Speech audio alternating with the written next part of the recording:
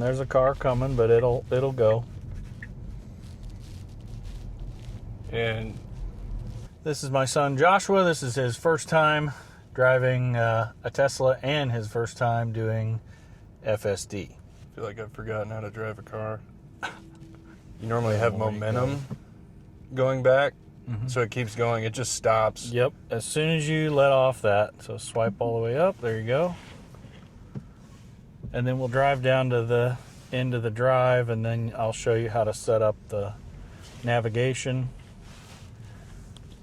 Okay. So that you can Whoa, it just stops. put in your destination. Yeah, it stops right away. Oh my gosh. So there you go. You can stop right here. What did I press? Oh, you pressed that right there. Sorry. That's okay. Okay, now by just pushing in the little scroll wheel here, and that will do it. So all right. We got that car coming. And it knows what to do. All right. If you push it, it's not going to just jump out for no reason. And there's a car coming, but it'll go. And okay, so right now you're in standard mode, which is sort of the middle of the road type speed, but it hasn't got an update on the speed limit. It's still showing 40. For some reason, it's not been picking up some of the speed limit signs on the road. So to solve that, if you want it to go faster, you can scroll up from standard to hurry, but it looks like it's kind of going anyway, so I think you're okay. all right. When it's doing this, do I keep my hands like hovering, or That's up to you. I mean, if you kind of want to be at the ready, you can if you're not comfortable, but you don't necessarily have to. Just depends on how comfortable you are with it. Obviously, first time is always a little weird because you want to put your hands on the wheel or you want to have them close to the wheel, but now if I were to grab the wheel, would it kick it out of self-driving? if you grab the wheel and you jerked it a little, it would take it out, yes. But you have to, it's kind of tight because I have it set on, you can do like loose or, a snug wheel or really tight. And there's like settings that you can change on that. But I kind of keep mine just kind of, it's snug, it's sort of like in the middle. And it does help, I think, with driving it, because if I don't like a loose steering wheel anyway, I never did. But now if I press the brake, does that kick it out as well? if you push the brake, that'll take it out of FSD, or if you grab it and you have to do something, and it does come out of that pretty easily. Gotcha. But And the pedal, if you press the pedal, does it just add the speed on to what it's doing for it self-driving? sort of does. That's a good question.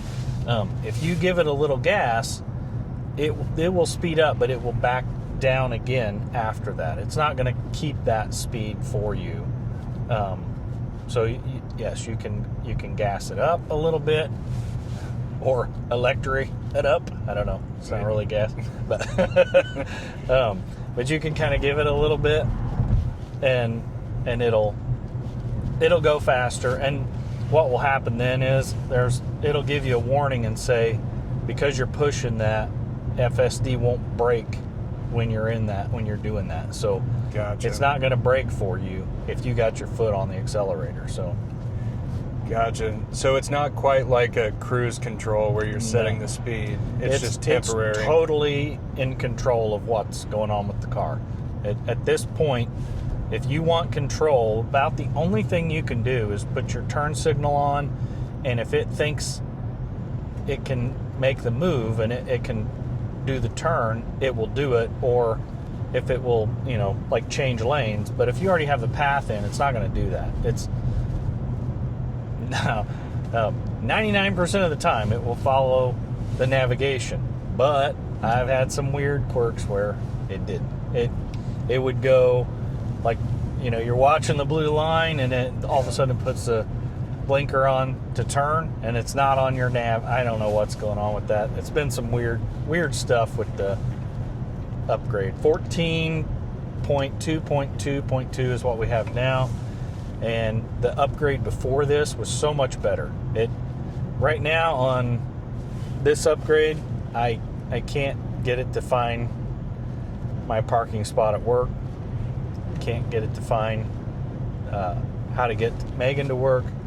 It's weird, but it used to do that on the previous. It was perfect. It pulled me right in there, pull in the lot, park. It was great.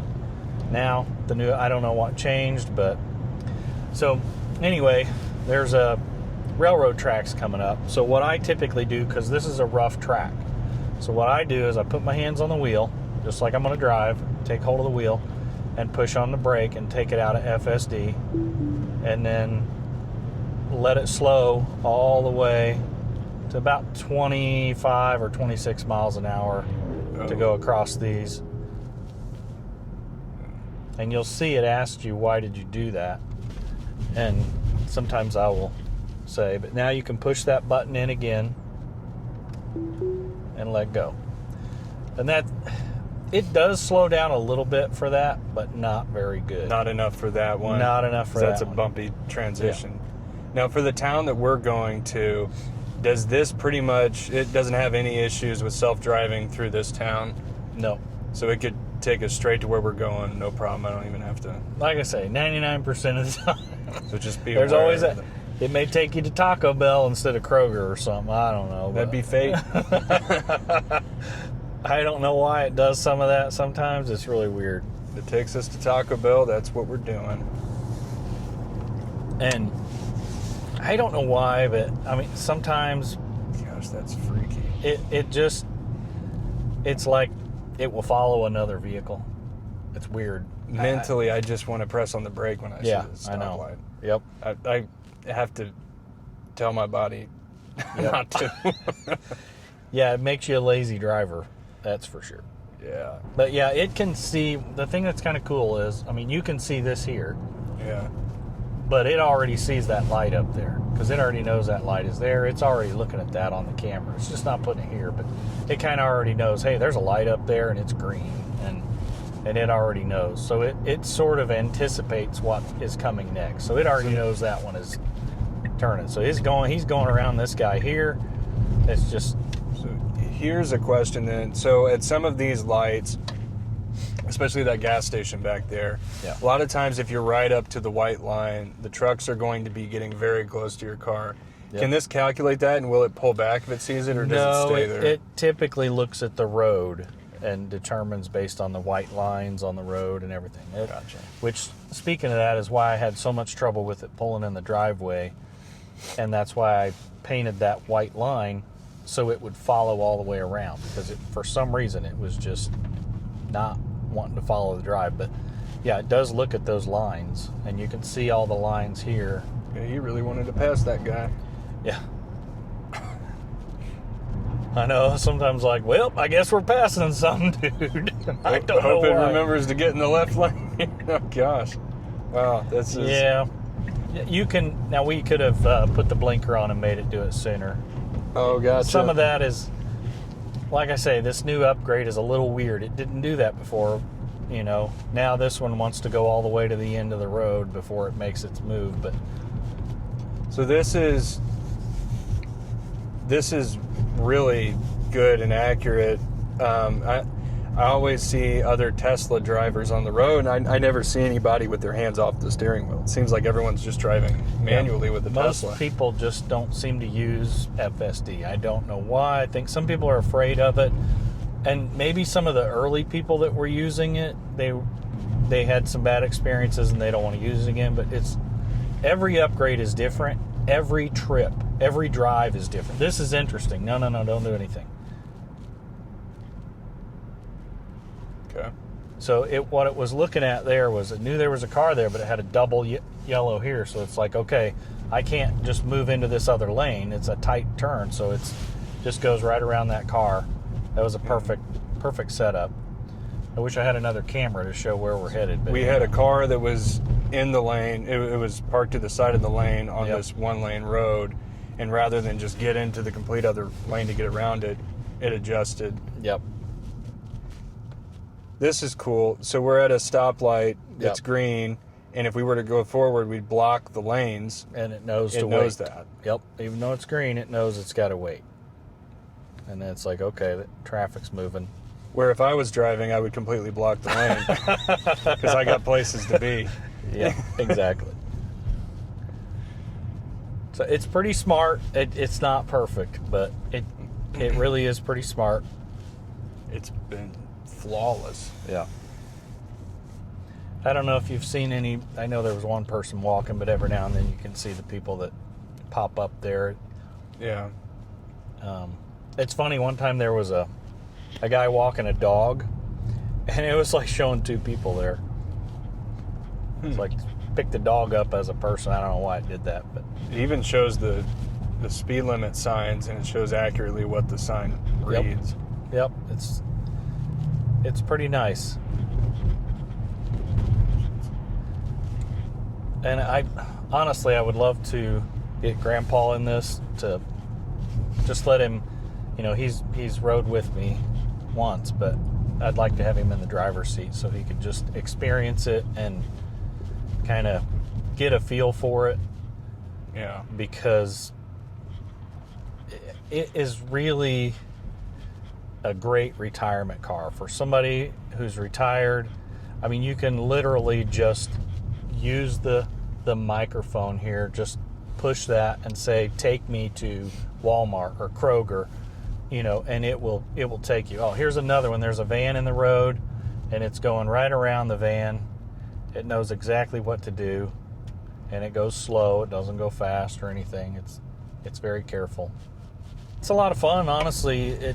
It makes your trip so much more relaxed. You're not stressed. I mean, driving stress just drops. Once you get used to it, it's crazy. And you still have to pay attention. You still got to watch it. Sometimes it'll do some weird things, but I mean, if you're paying attention, you're like, I don't really like what it's doing. I think I'll just do something different. You can just take control and do something different, and that's fine. Or you can just, if you're really tired and you're just like, well, okay, it's in a lane I wouldn't normally get in, but it's doing what it's doing, and it'll work out fine. Yeah. Now, when we get up here, we're headed to Kroger. So when we get to Kroger, one of the things that's kind of weird is there's two entrances, and when you go north to Kroger, sometimes it will pick the farthest north entrance, but when you're coming south and you go to Kroger, sometimes it will pick the south entrance. I have no idea why it does that. Like, it's not really consistent, but that's why I say every single drive is different. It reevaluates everything going on the road, and it's real-time processing of what's happening. So it's pretty neat. Well, in this area into the Kroger, it's a double turn, so you can turn to the right or turn to the left from both lanes. Right. I'm curious to how it would handle if another car was coming head on, because that's a problem I have at this area all the time. It'll deal with it. We'll just see when we get up here what decision it makes, and just kind of let it go. So it looks like it's going to take the far north, like I thought. It's weird. I don't know why it does that, but it's kind of funny. Just going to make a turn here, and it's going to find a parking spot for us. Hopefully this one. Now, it's funny. It's bypassing that, and it's going to take this guy's spot that just pulled out. So it kind of made a decision to pick the closest, best spot. So I like it. Wow. Okay. And here we are at Kroger. Nice. Awesome. Okay, so you want to go to Family Express. So, okay, hit your navigate. Okay, there you go. As long as it doesn't pick the one in some other state.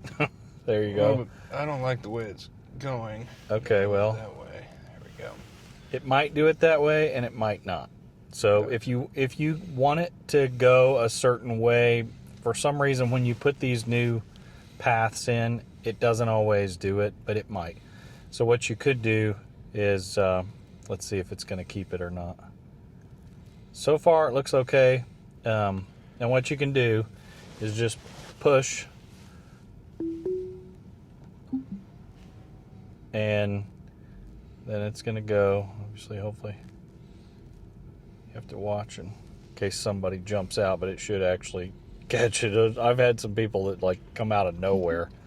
So it should turn right up here. It should turn, so it's going to follow it, yeah.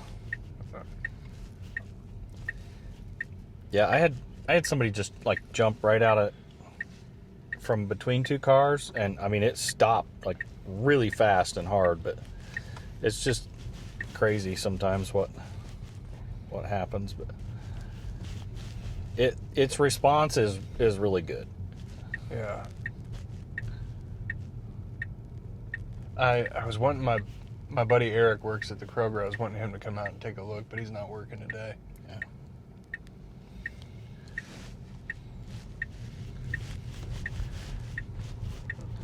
So it's just gonna turn right in here. Tight turn with the delivery guy.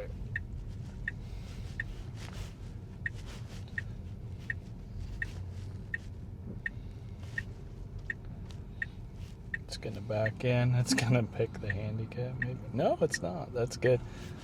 I used to have a lot of trouble with it picking the handicap spot, but That guy over there is watching.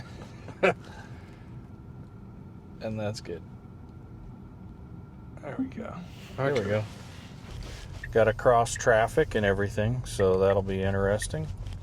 It can go that way for a back way. Now let's let it do what it's supposed to do. Now what you could do, I suppose, is put it in Mad Max mode, and that way it kind of makes some quick decisions and it won't sit there too long, but it's going to accelerate a little quick. So you just roll the knob if you want to switch modes? Yeah, it's just like a little mouse, those old scroll mouses that you used to have, and then it's just cleaning It that. cleans the windshield on its own. It does, yeah.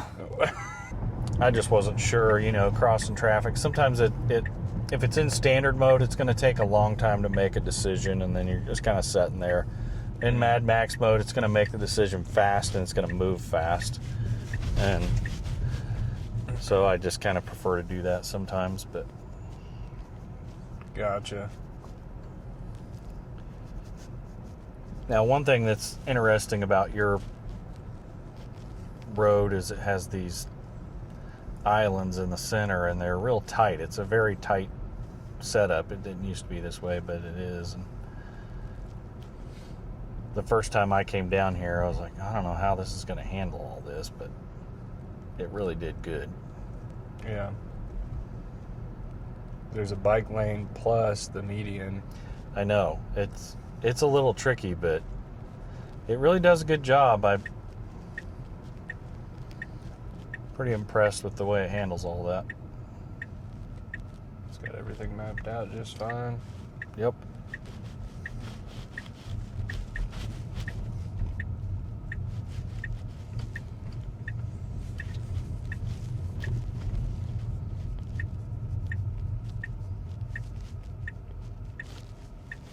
Oh. That worked out fine. Yep. Right there. Good to go.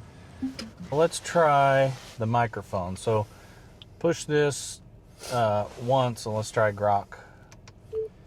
Hey, Grok, Take me home. take me home. And there, puts in your destination. That's why I say it's like the perfect retirement vehicle, because if you can't figure out this, you can just push that and say, hey, take me home. And now all you got to do is push your self-driving button, and you're good to go. Can you ask Grok anything? You can if you want.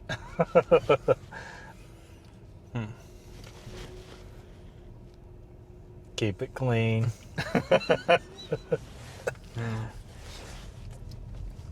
So that's one way that you can actually control it, which is pretty cool. If you're having trouble, if you're new and you don't understand the car well and you're trying to figure it out, that is a new feature that really makes a difference. I mean, if you can just imagine Grandpa getting in here, he doesn't know how to figure all this out, but he's like, okay, take me to Walmart, and then in Lebanon, you do have to be a little specific, say Walmart in Lebanon, or Walmart in Brownsburg, or Walmart in Indy, or wherever, and it'll put a path, and it's pretty nice. It's a really nice feature.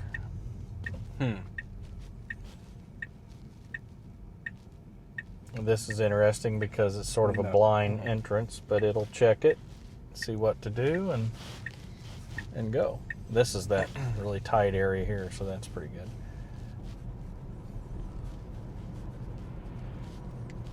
So what do you think? Well, I was really nervous getting into it because, I mean, I want control.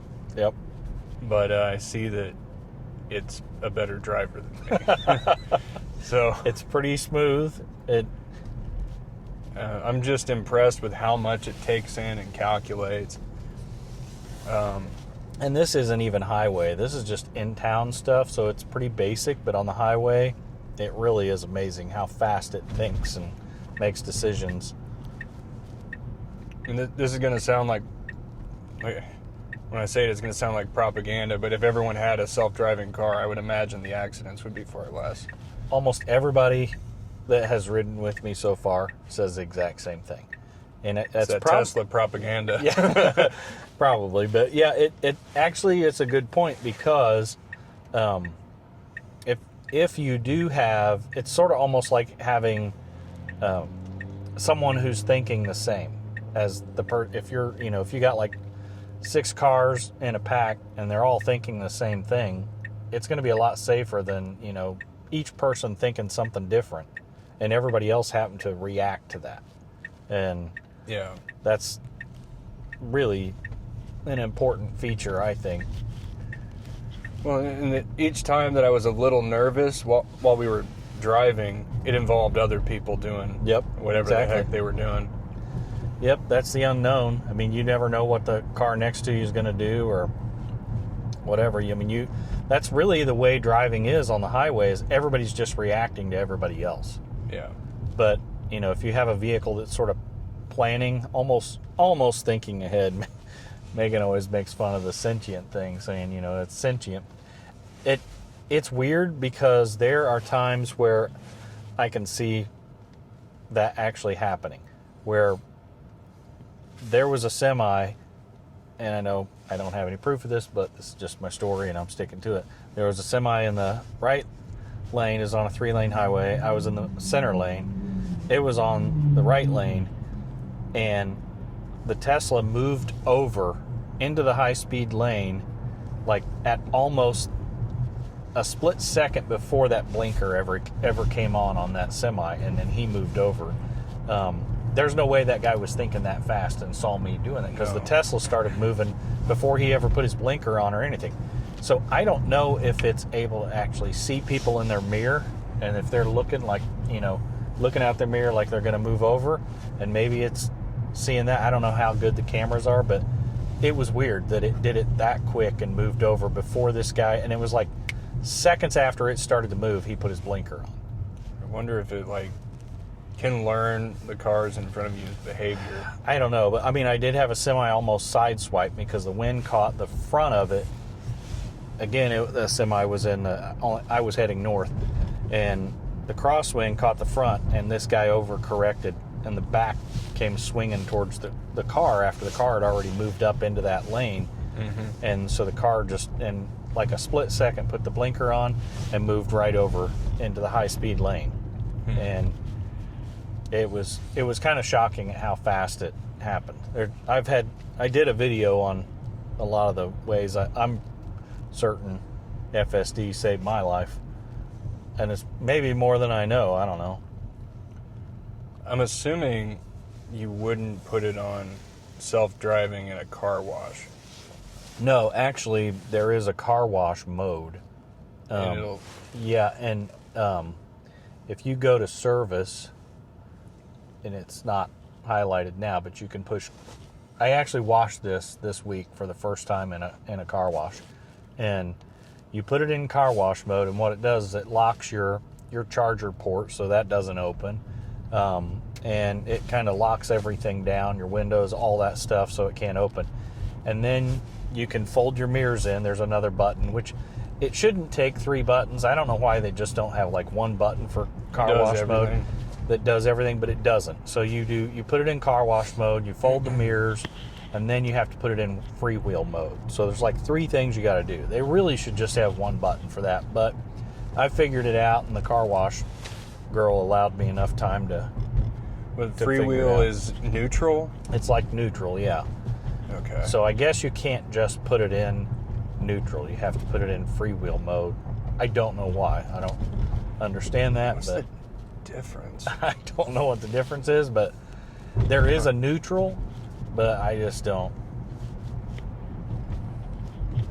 I don't understand the thinking of that. Do you have this call you by any specific name? Or is it like just... No, it doesn't. Hey, Joe. It's just my name on there, but... Yeah. But you can actually name your Tesla if you go to the... Let me see. I think it's... Maybe it's in charging. No, hold on a second. I can't even remember where it's at here. Software. So I named it Shadowfax. Even though it's not a white car, but, you know, that was just the name I gave it. But,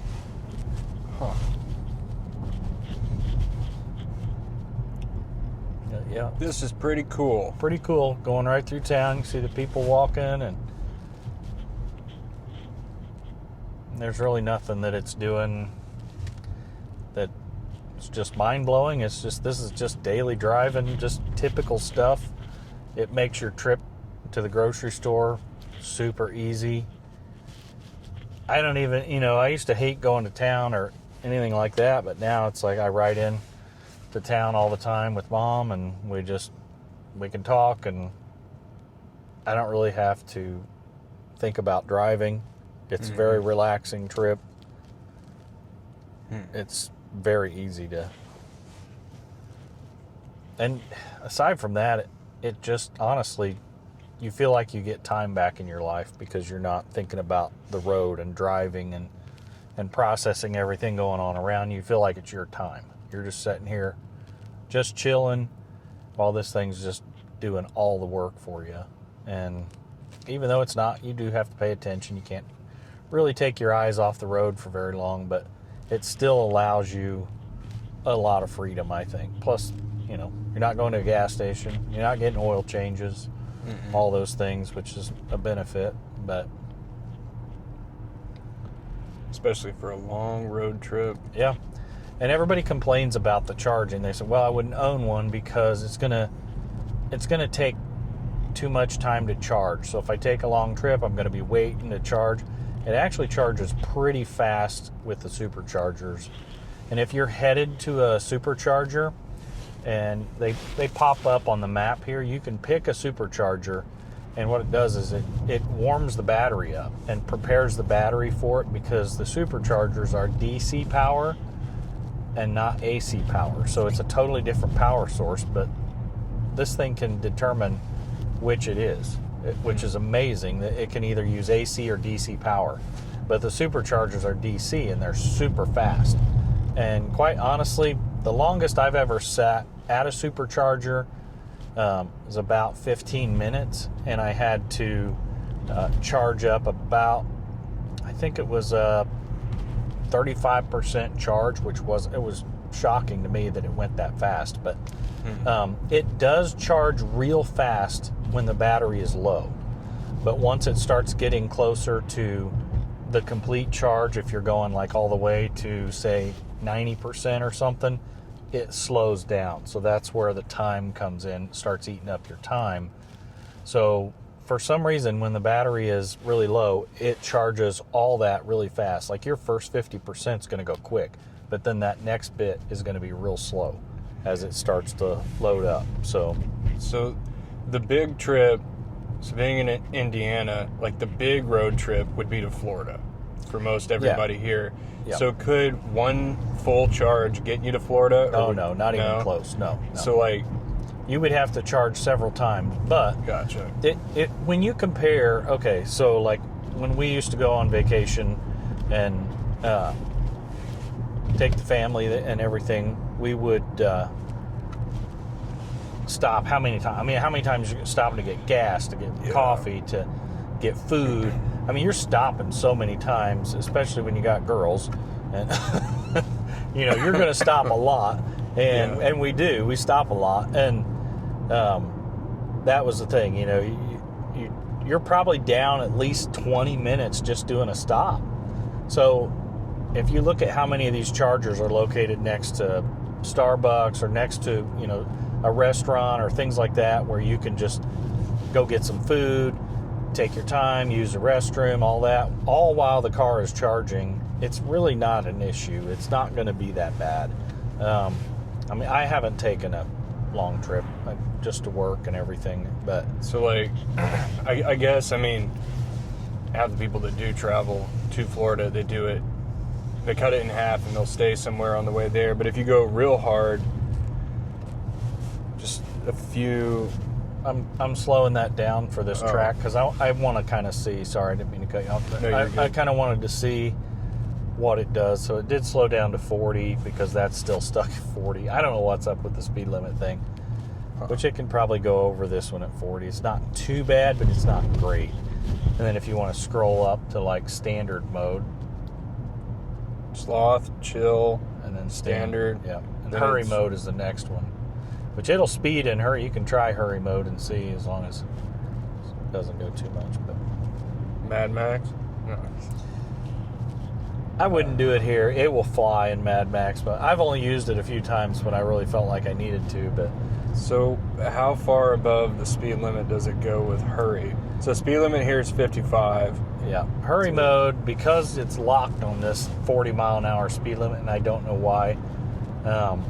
Okay, so it's judging it at 40. So it's going... It's going way over the speed limit if it was actually 40 miles per hour. But for some reason, I don't know what's happened on this road. It gets stuck at 40 all the time, and it just, that one sign back there, it can't see it. So it's at... So speed limit here is 55. It's going... Jeez.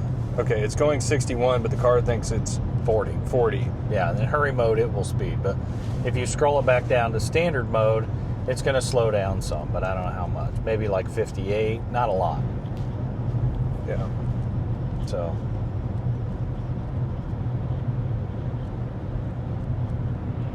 but anyway, I didn't mean to cut you off, but I don't remember what you're saying. No, you're good. I was just trying to judge like how much more time it would take to charge it on a way to Florida.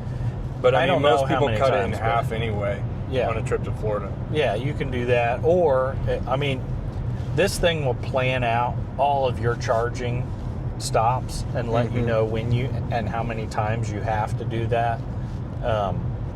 It's really cool, the whole setup with the navigation.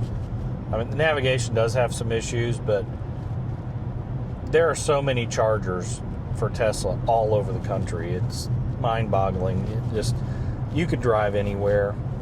And on a full charge, it's hard to say. It depends on how much you have in the car and how many people you have and, you know, what your weight load is and everything. It's going to impact that just like it does with gas.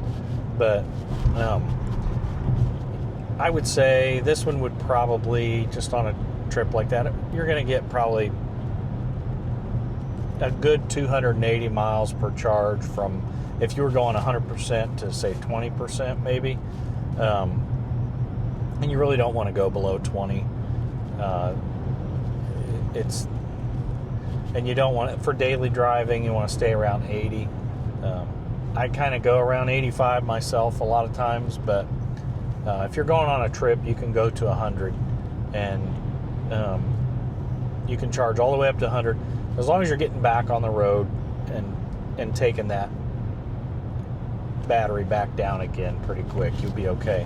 One thing you never want to do is leave your car charged at 100, setting in a hot parking lot out in the sun. It will just ruin your battery. So there's things like that you don't want to do with your battery. So it really, it's just battery care is very important. It still thinks it's 40. Yeah, I don't know if it's going to change at all or not. I don't know why it keeps getting stuck on that. It's so weird. Can you press it? It'll just press the 40 and watch what it does. It slows down. It's like, oh, I'm going too fast. I'm going to slow down. Oh, it's like you're reminding it of Yeah, the speed. you're reminding it, but it's still in standard mode. So I don't know what's going on with that right now, but it's been doing it for several days now. I might need to do a soft reboot on the car. I just haven't done it yet, but I could.